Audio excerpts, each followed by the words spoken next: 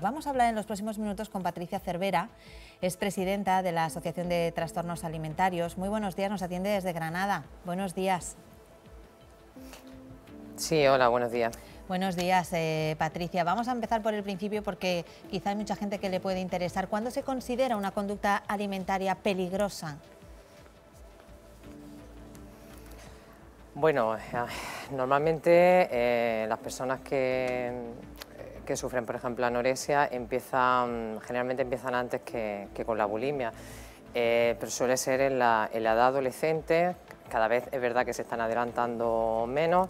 Digo esto porque a veces se confunden mucho los síntomas, entre comillas, de la adolescencia con lo que puede ser un trastorno alimentario, porque empiezan a querer, pues eso, comer un poquito mejor. Al principio piensa como madre o como padre que bueno, que es una conducta normal, típica de la adolescencia. No le das mucha importancia hasta que, bueno, llega un momento que ya estás viendo sobre todo una bajada de peso peligrosa, que evitan las comidas familiares siempre que pueden. Y sobre todo el estado anímico. El estado anímico tiende a ser muy depresivo, a pasar muchísimo tiempo sola, a aislarse, y ahí es donde saltan las alarmas ya. Patricia, buenos días. Estabas hablando de que es difícil, que a veces se confunden las conductas propias de la adolescencia con trastornos alimentarios, pero ¿en qué podemos fijarnos? Es decir, ¿cómo nos damos cuenta de que alguien va más allá de comer mal, por ejemplo? Claro, es muy importante efectivamente donde estáis poniendo el foco, que es la detección temprana. Se da cuenta uno de eso, si es por ejemplo una anorexia, es una restricción de alimentos, una restricción que ya sobrepasa lo que sería una dieta que podemos conocer como saludable, de que la persona haya decidido cuidarse un poquito.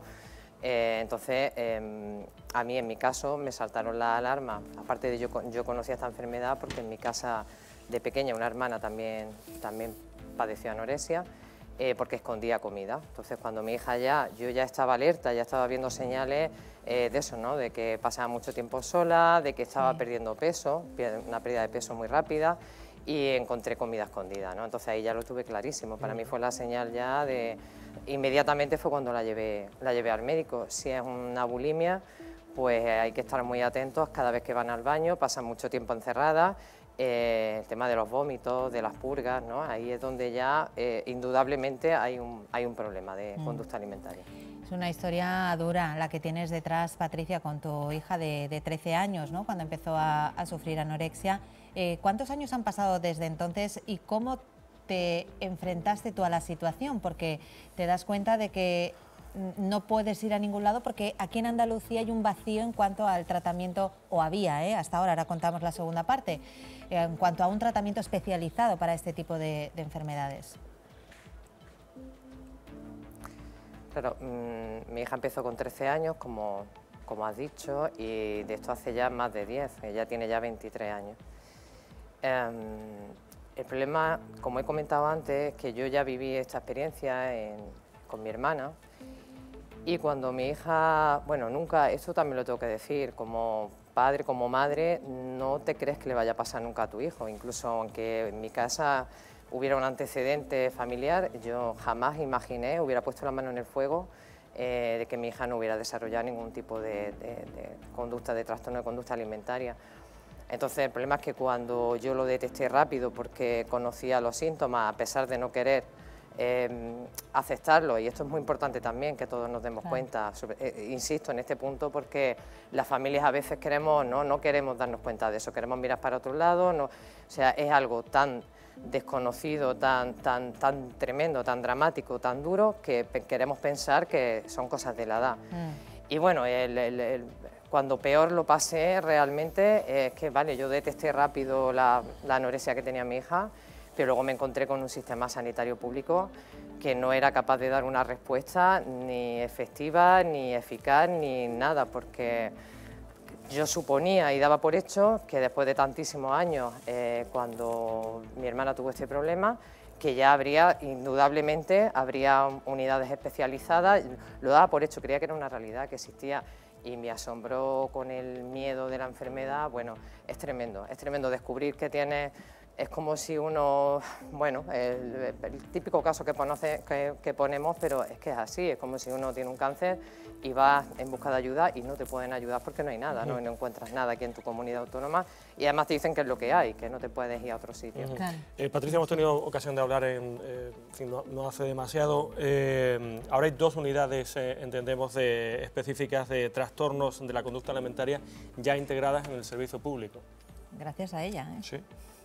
Tuvimos ocasión de hablar justo cuando estabas en esa lucha.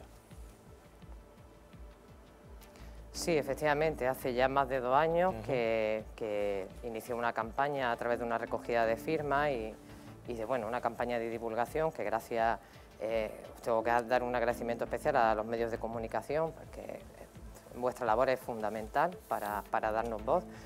En esa recogida de firmas, en menos de 3 meses, se recogieron más de 300.000 firmas que hice entrega junto con otras familias a la Consejería de Salud y el mismo día se comprometieron y publicaron e hicieron pública la Consejería de Salud la creación de estas 2 unidades en Andalucía, que tenemos que recordar que Andalucía tiene más de 8,5 millones de habitantes y que en cualquier caso 2 unidades es un hito histórico, lo voy a decir siempre, estoy muy agradecida, pero son insuficientes para la población que hay. Estimamos aproximadamente unas 70.000 personas afectadas en Andalucía. Y son insuficientes. Ahora mismo con hospitalización solamente está la unidad de Granada, que es donde mi hija ya ingresó la semana pasada, por fin.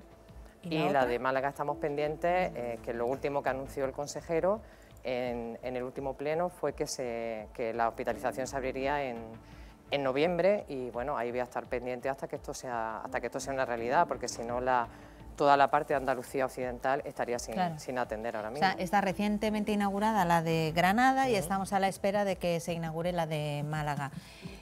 Chema, te va a hacer una pregunta Patricia, Chema Rodríguez. Buenos días, Patricia. Ha hablado de las alertas, las señales de alerta de las que hay que estar pendiente para detectar el problema, pero me gustaría también preguntarle por la prevención. ¿Cómo se puede prevenir, sobre todo desde la óptica de los padres, que esto pueda pasar?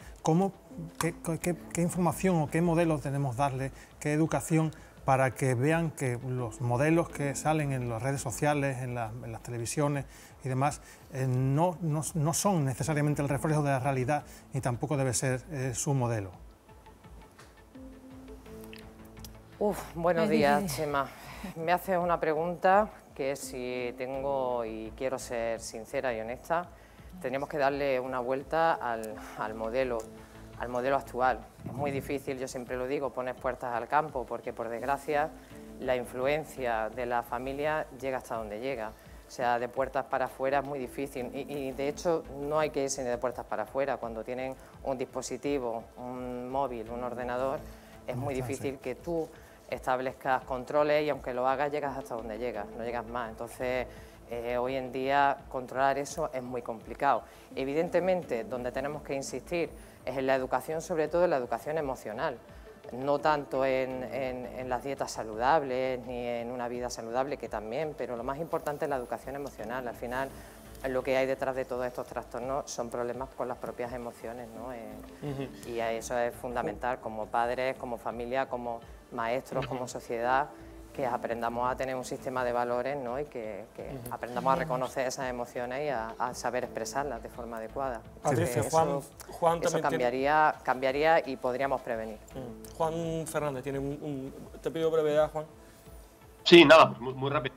En línea con la pregunta que acaba de hacer Chema, y los colegios y los institutos, ¿qué labor puede hoy, más allá de en general de que todavía hay carencias, ¿no?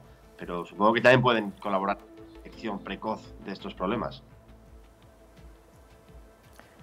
Totalmente, totalmente. O sea, incluso tienen mucha más capacidad de detectar que las propias familias, que al final, bueno, pues si están trabajando, como suele ser hoy en día el padre y la madre, el niño, la niña, pues pasa muchas horas en el colegio o en el instituto. De hecho, ahí la figura del maestro o del profesor es fundamental.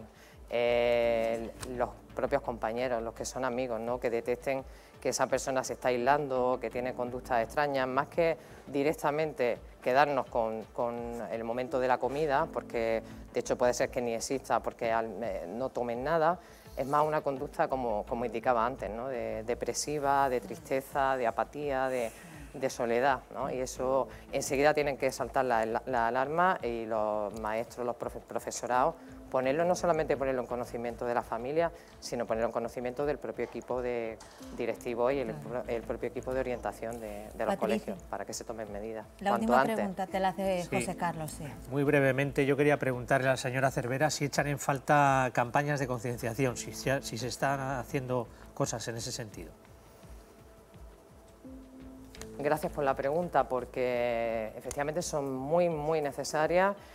Lo que no conocemos tendemos a rechazarlo como sociedad. La desinformación es la que causa muchísimos problemas y faltan muchísimas campañas de concienciación para no asustarnos, para poder empatizar con las personas que arrastran un estigma muy fuerte, con las propias familias que también arrastran el estigma, ¿no? Y a veces este es el problema principal del por qué no hay, ¿no? Cuando yo me preguntaba por qué no existían esos recursos aquí en Andalucía, como yo digo, levanté la alfombra y me encontré muchas cosas. Una de ellas es esta, ¿no?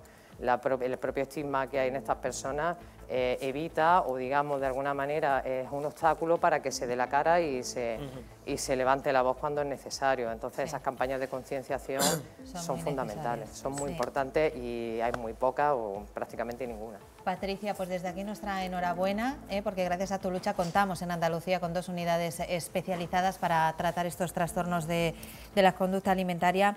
Un beso a tu hija, que esperemos que esté ya un poquito mejor. Esto es muy largo, muy duro, y también mucho ánimo a ti, que los padres también lo paséis muy mal. Gracias.